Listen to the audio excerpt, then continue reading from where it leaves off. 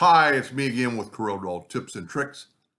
I wasn't really going to make a second video. I wanted to make one on clone, and I kind of figured out a way to make it a little easier to rotate too.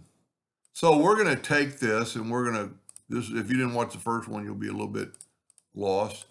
We're going to take this one and we're going to clone it. And then we're going to double click on the rotation and put it here. And we're going to rotate it 60 degrees.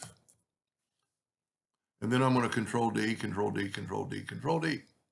Now we can take this one, which is our three-sided triangle, Control D and make a duplicate. And you could clone this one too, but we're just going to, if you group these together, sometimes you'll have trouble getting the clone to work.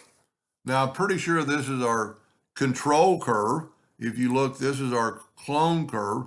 So this is our control curve. So now I can do anything I want to with it. And look what it does. Let me zoom in here so you can see that a little better. And you can do anything with it. You could completely change it up. I mean, look at that. Make it darker, make it affect. And matter of fact, you could go both ways. Let's put another dark here. And then let's put that light blue in the middle. Look at that. That's pretty cool. I'm glad I decided to make it. And if you get it right in that center, look at that. Pretty cool. So a lot of times if you have to group something, you kind of lose your control curve.